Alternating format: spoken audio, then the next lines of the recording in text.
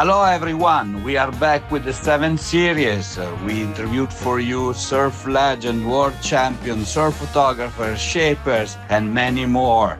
We hope you like the series and please stay tuned for more amazing news. Mahalo. Hello everyone and welcome to the 7th episode of the 7th series of the Temple of Surf, the podcast. Today with us from Newport Beach, California, Scott Richard, aka Slightly Choppy. We discuss with him about his amazing art, surf, surfboards, and much more.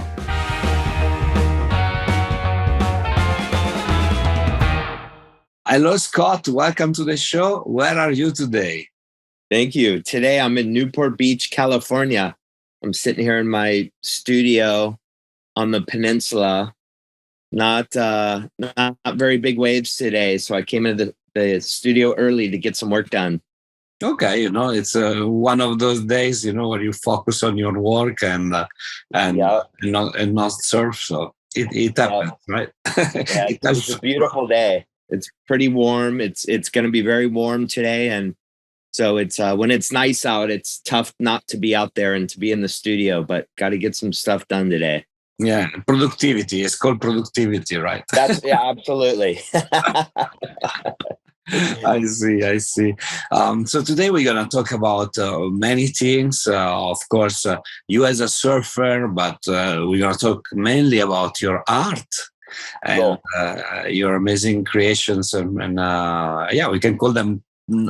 Calling them product, I don't think is the right. I know. Right? No, you're right. And you know what? It started. I've always had an art studio on the side. We've always seemed to live in smaller houses to where I was either kicked out into the garage, and when we moved to Newport Beach and we had no garage, I had to go get a studio. So I've always tinkered and collected and painted and stitched on things. So yeah, what I make today, I believe, are works of art, not necessarily products. So thank you for stating that.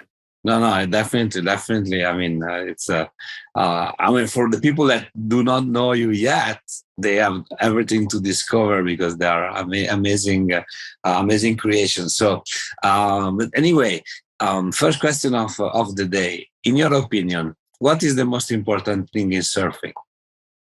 Oh, wow. The most important thing in surfing is your experience, I think. It's not just to put a smile on your face and to have a good, healthy kind of workout.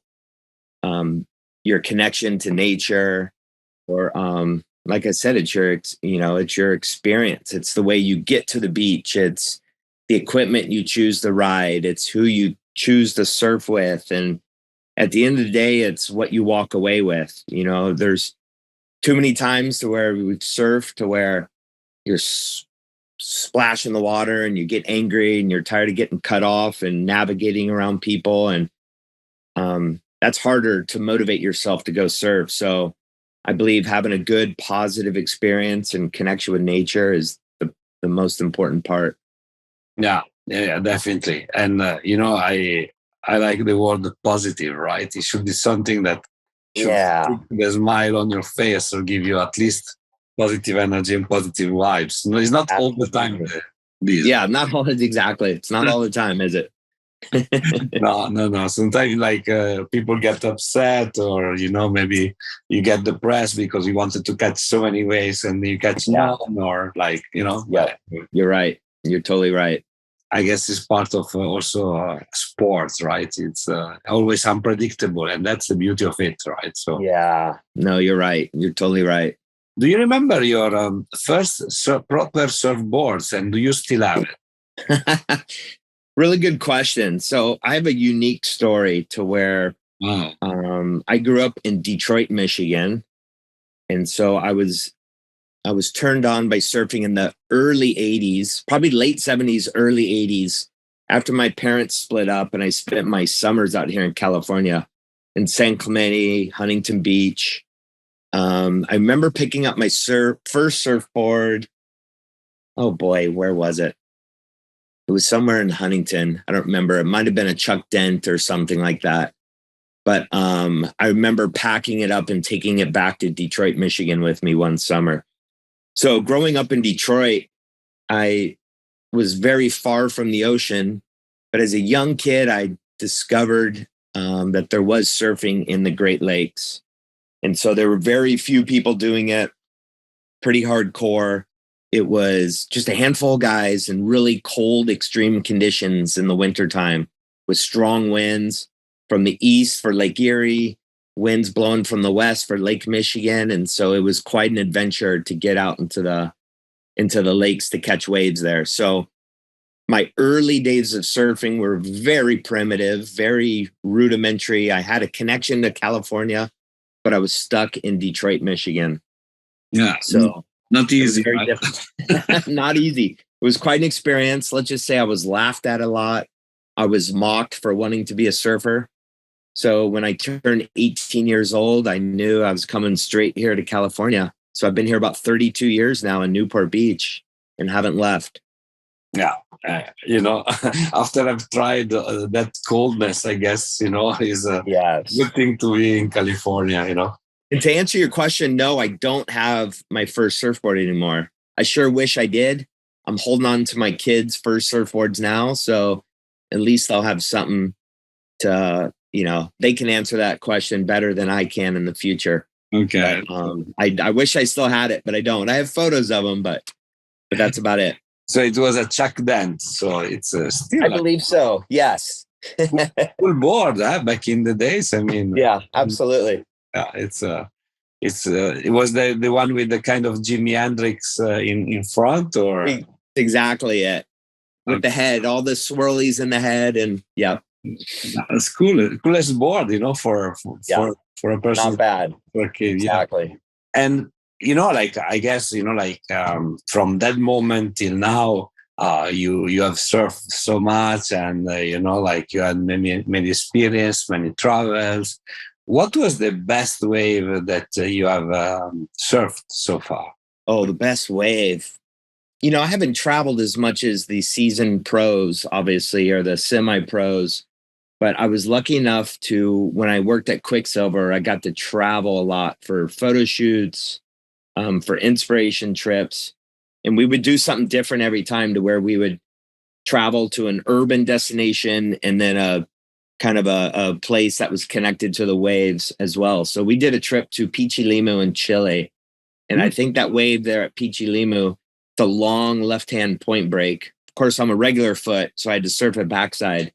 But that was a very memorable wave. Paddling out at top and catching it like 3-4 different peaks around that point was just extremely memorable. I remember it took about an hour to work my way in, catching that same wave, but at different points or different places on that wave. Pichilemu was pretty amazing. It's been a couple times down in Mexico and Baja. Some waves down there that have been phenomenal and very memorable sessions down there at Baja Malibu. And then, of course, some of my favorite waves have been the jetties here in Newport. I like the short and punchy kind of waves along the jetties.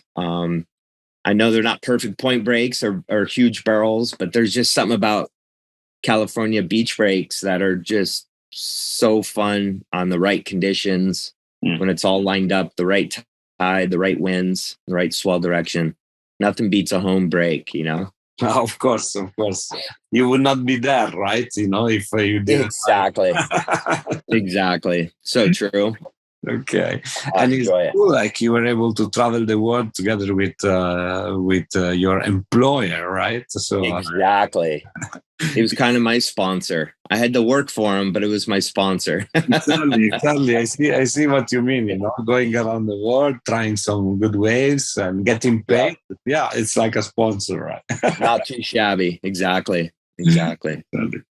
And so how did you told me just before, like, that you always had like this creative side, and like a garage and then your studio. How did all started this creative adventure? Let's call it this way.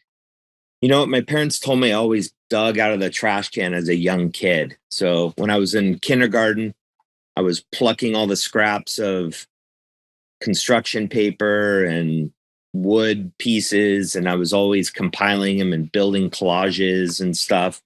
So I think I've always been a creative individual that I'm always observing and documenting and collecting and putting things together. So I didn't realize that was something I could do for a living. I think a lot of people, when they start going through school, they just think about they just have to make a buck, or they've got to make a good living and get paid well to have this lifestyle they think they're aspiring to live. Luckily, my wife, my girlfriend at the time, her and I were brainstorming. I wasn't allowed to date her unless I was in school, her father told me. So Okay. we sat around scratching our heads, and she's like, you know what? You like to draw, you like to paint. So I had no idea art school and making a living at art was even an option. So I was lucky enough to get into art school and live just the best life as a surfer, working here in Newport, getting to go to art school in Laguna. And so I didn't know any better. I just thought, hey, I'm just doing it, you know? So when I left school, you know, graphic arts was just starting to, a new form of digital design and graphic arts was just really starting to take off. So early on, my art was just being pushed into the digital realm. And that's how I got into graphic design and art direction and photo direction and all that. And I didn't realize you could make a living at it. So I just kind of jumped into it, working at small design studios and agencies and eventually brands. You know, I worked for Quicksilver for about 12 years.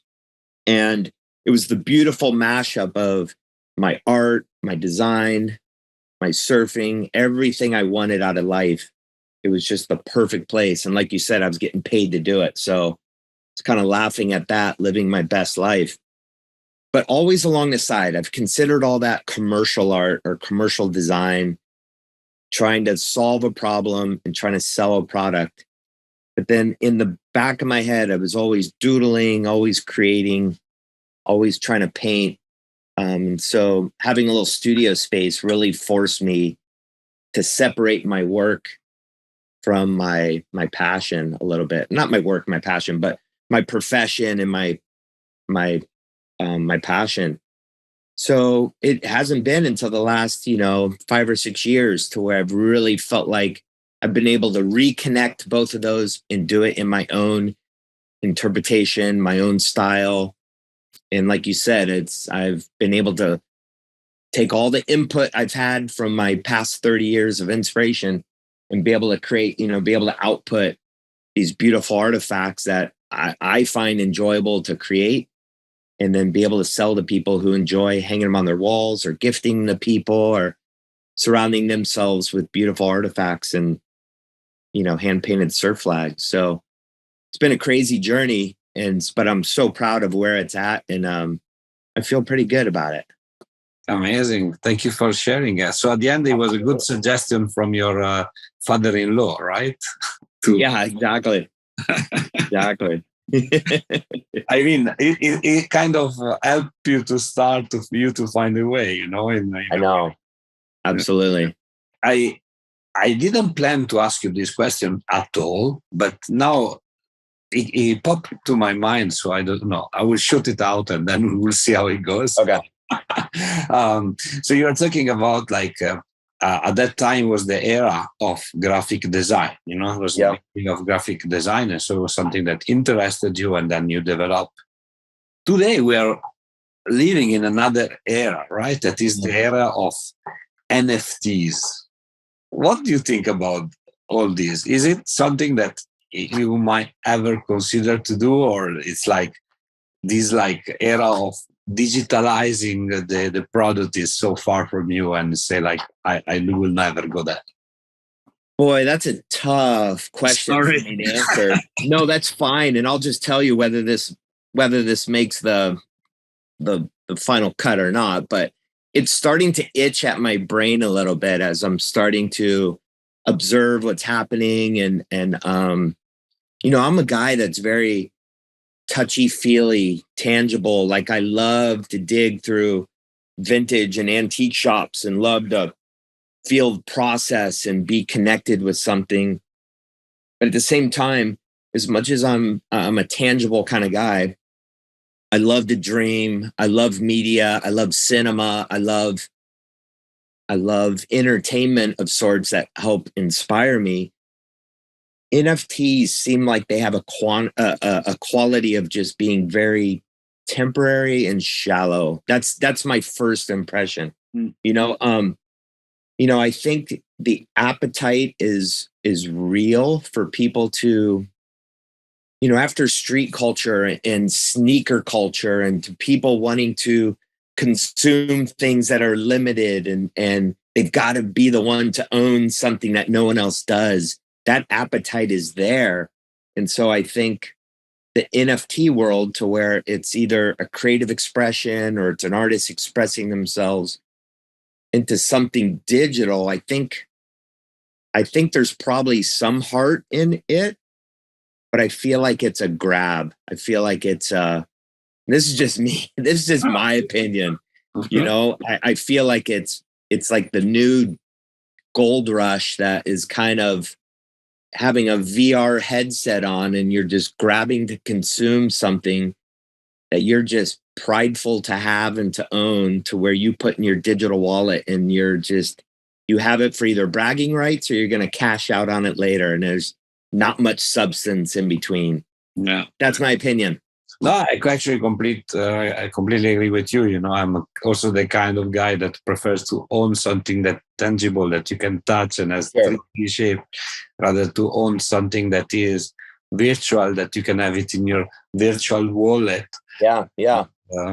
And though it's fascinating where the world is going, because maybe people are just shifting the way they are consuming, and they maybe is something that interests maybe younger generations. No, not definitely me. I would always prefer to go for like a real product or a real creation, but it's and you know what? It's definitely going to excite the younger generations, but that's my concern for the younger generation. Of course. I think as everybody wants to escape and travel to outer space, we're watching all these billionaires escaping and going elsewhere while we're spending time out there or virtual reality. It's not reality.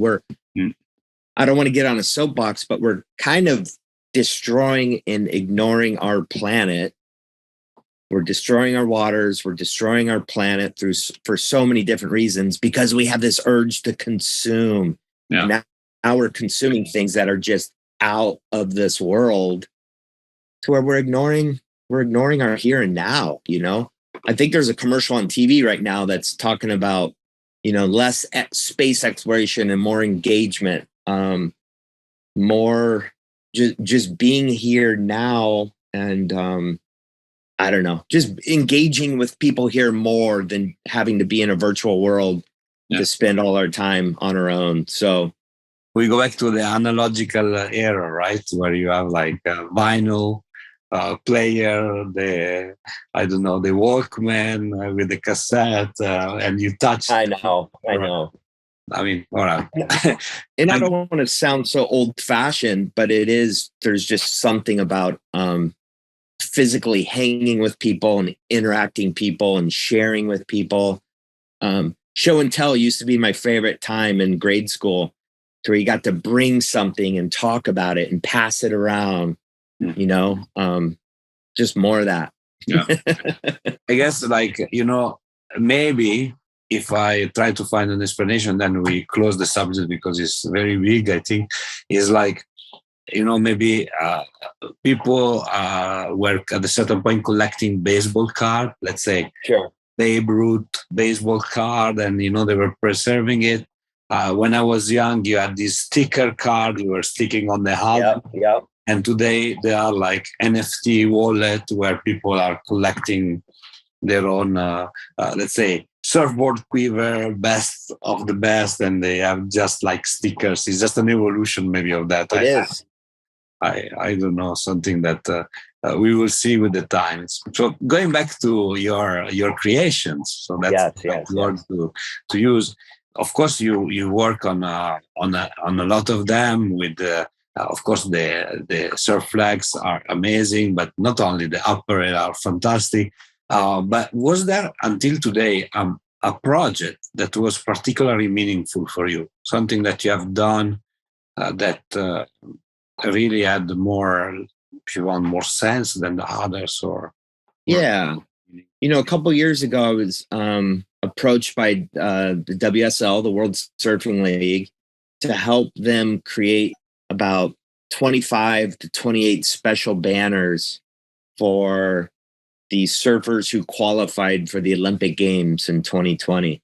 Mm. And so I got to partner with a good buddy of mine, Randy Naborakawa, and he and I kind of designed and crafted these original banners that were about 3 by 4 feet. You've probably seen some of them on the webcast in Hawaii a couple years ago, but we were able to create special illustrations and designs around every surfer who qualified, and really the design language was influenced by their nationality, the countries they were from, and they represented, and then personalize it with some hand-stitched felt applique of their names, a Japanese slogan on there, and then beautiful illustrations that Randy painted that were all one-of-a-kind works of art. And so these had many, many hours and long days of stitching fabric panels, hand-painted elements, all kinds of mixed media textiles together to create these one-of-a-kind works that were then given to them as each surfer qualified for the Olympics. So that was a really cool project. That was it was separate from what I do here at Slightly Choppy, but it was kind of bringing all the different worlds and passions together that I'm excited about. So it was really cool. And I hope the surfers appreciate what went into them. They're given so many trophies and awards and things like that. But those were pretty proud pieces that we put together for them. Definitely, I think I saw some of them. And by the way, like the Olympic Games for them represented. Maybe at the beginning they didn't realize, but after they realized it represented quite an important moment. So I guess they will cherish and conserve those pieces dearly to them, right? So yes, absolutely.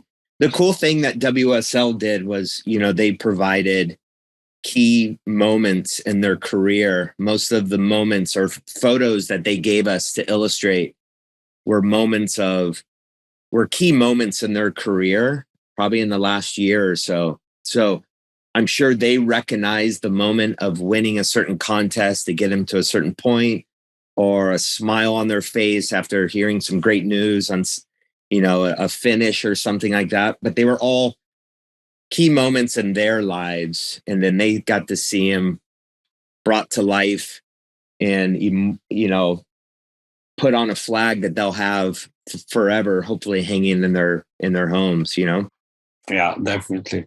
And at the beginning of this interview, I asked you what is the most important thing in surfing. In your opinion, what is the most important thing in being an artist like you? I would say it's not just a personal journey as an artist. I think it's trying to create. As an artist, you're trying to create things that are meaningful. It's not just a selfish expression that I'm making something, but I always try to think of the end. I don't want to say end consumer, but the end user or the person who's going to appreciate your art. I think that's the most important thing, that there's a connection, that people enjoy your art for what it looks like, what it stands for, but it's something that's very important to them. It's an important artifact or memory or something that they'll hold on to. And so I think that's really important. I guess all these little pieces together almost create a legacy, if you will. We look back at famous artists and their body of work, and some are valued higher, some are valued lower, or some we never even hear about again. And so I think that's important too, is I want what I make now to be part of my legacy, that it's not just, hey, I was an artist and I made a living at doing my art, but I was able to kind of sprinkle these surf flags around the world that really put a smile on someone's face, maybe brighten their mood during hard times, or just help them remember good times hanging out at the beach or their favorite surf spot or national park or place like that. So it's not just me producing as an artist, but it means something to hand something to someone who's going to cherish the work, so that's pretty important to me.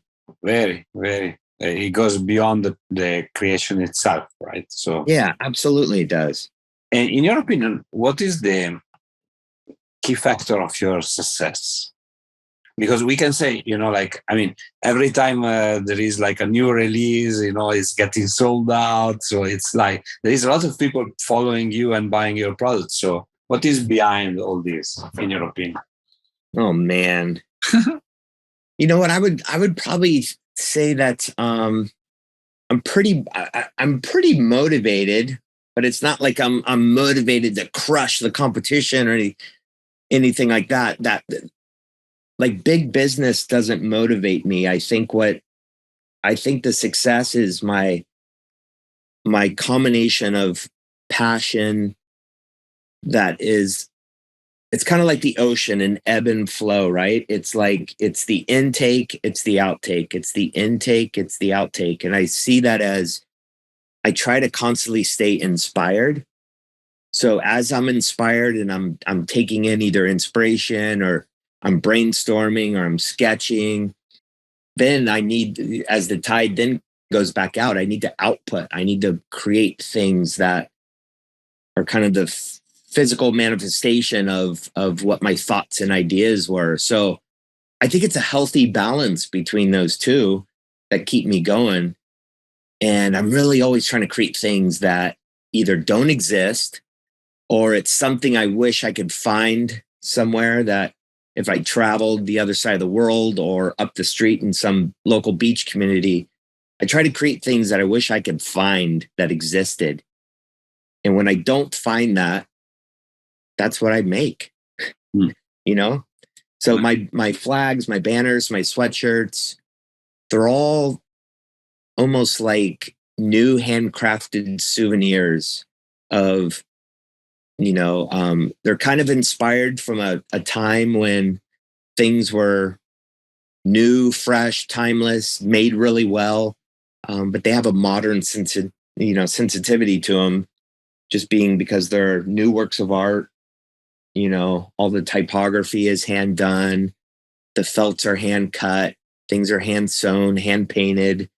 There's just the human quality put into every piece, So I don't have some big factory punching these out. It kind of goes against what I am as an artist. That to me would be just big business, and it's not something I'm currently interested in. Okay. Makes sense. Thank you. And last question. Maybe not really the last question. I have two more questions. That's all right. In your career, you met a lot of surfers, right? From your previous work, like now. Was there a meeting that was particularly meaningful for you with one of them? Oh boy. I'm trying to think. There's been a lot of little, I've spent time, like I said, I was at Quicksilver. So I really got to spend more time with the Quicksilver family, going as far back as, spending time with Tommy Carroll. I remember I was talking to my brother the other day. I think it was the summer of 83, maybe 84 at the OP Pro. And I was just a frothing little grommet, just chasing him down to try to get my photo with him. And then fast forward 30 years later, and I got to sit with Tommy Carroll in different places and just kind of chat about the tour, chat about, the wave we were at, either at Snapper Rock or in Biarritz, France, even here in California. So some good chats with Tommy Carroll. Had some interesting run-ins with Kelly Slater. He's embarrassed me a few times on photo shoots, which was pretty funny. I was just doing my job, and his little sarcasm just kind of put me in my place, which was pretty funny. Okay. But So I can't say I've had any, I've had good visits. I've got to travel with Mark Healy and Danny Fuller back in the day. And so I wouldn't say I've had long, in-depth conversations with any of those surfers, but I was able to, growing up where I did, I was able to look at the surf industry and competitive surfing kind of from the outside. And when I was working at Quicksilver, I had just enough access to be able to see what it was like for these guys to live day in, day out, to ride waves, to just be psyched on life. And most of them knew it was a small window unless they really dedicated their full life into it. And so I've had the privilege to spend time with guys who, have been sponsored, get to travel the world and just live that kind of exciting life. And it's not for everyone, No. And so some of it looked exhausting. I got to pack my bags and come back to my family while they were being shipped off to another location to keep searching, finding great waves and doing numerous photo shoots. I don't know if that answers your question, but that's definitely, my answer. Definitely. In a certain way, maybe influenced you, right? All that time spent with them and, even on the art that you're doing today. Is there a particular project that you're working on today, like maybe different than usual, that you can share? Or you're happy where you're at and you keep doing your usual? I'm always trying to push myself. It's, I could get bored pretty quickly if I'm doing the same thing over and over. I just feel like a production monkey at that point. So this last year, I'm partnering with a good friend of mine, Riley Clausen. She's a local here in Newport Beach. She's an interior designer. She actually worked at Roxy years before when I was working at Quicksilver. So we both kind of come from the same salted family there. But she's extremely talented. And like I said, she does interiors. And we kind of started racking our brains to develop a fun textile banner, some large works of art that are kind of redefining nautical signal flags, where they're big, graphic, geometric shapes, very colorful, very bold, very reminiscent of board shorts and bikinis that both her and I designed back in our days. But it's got a very kind of youthful, bright and bold, hand-painted kind of gesture on these big banners that we're putting together. So they're kind of cropped and juxtaposed together, and they're hand-stitched, hand-painted, finished, nice hardware. And so those are coming out this next month or two, February, March, maybe more of March of 2022. And I'm excited about that. It's a departure from what I do day to day. So it's just always a good challenge to have a project or two out there that just keeps pushing you, keeps it interesting, keeps you motivated. And so I think that's important no matter what you do in life, to have something you're working towards, whether it's goals, whether it's, just trying to achieve something or learn something new. I every year I try to put a project or two on my calendar to keep things fresh and motivate me. And so this is one I'm excited about for this next year. Fantastic. We're going to finish our interview with a short Q&A session. So please answer the first thing that comes up to your mind. Okay. We ask the same question to everybody on the show. So, okay. The best surfboard that you ever ridden? Best surfboard ever ridden. I have a 6'1" Channel Island Rob Machado model. It's a single fin, and I love riding it at our local point breaks. Fantastic. Your favorite shaper? Favorite shaper? Let's see. That's a good question. Favorite shaper? One of our local guys, Eric Christensen, is a good friend of mine. So I've liked his boards, ridden his boards. Lately, I'm riding an almond surfboard. I know I'm not answering a short question. No problem. My favorite shaper, I'm going to say Tanner Prairie for our local boy. Okay. Here in Newport. Personal question, your favorite song? My favorite song. Dang, that's tough. I always make little I always joke and say this is in my top 100. So I have a top 100 favorite songs. But how about Truth by Kamasi Washington? He's a jazz player. You have to check him out. I will. Kamasi Washington. Truth. Okay. Yep. Good suggestion. Favorite surf spot? Maybe I know already the answer, but anyway, I'm asking. Ooh. You know what? I'm gonna it's out of Newport, but I like Church down at Trestles. I like Church. Okay, fantastic. Favorite surfer of all time? Tommy Curran. Yeah, definitely legend. And the last question is a bit unusual, has nothing to do with surfboard or art. I would like to know your best relationship advice. Listen and respect. Yes, definitely. Very, very important, right? Absolutely. Cool. Fantastic. Thank you, Scott, for being with me on the show today. Oh, man. Thank you. I appreciate your time. To talk to you very soon. Absolutely. You the same. Take care, buddy. Ciao. Bye-bye.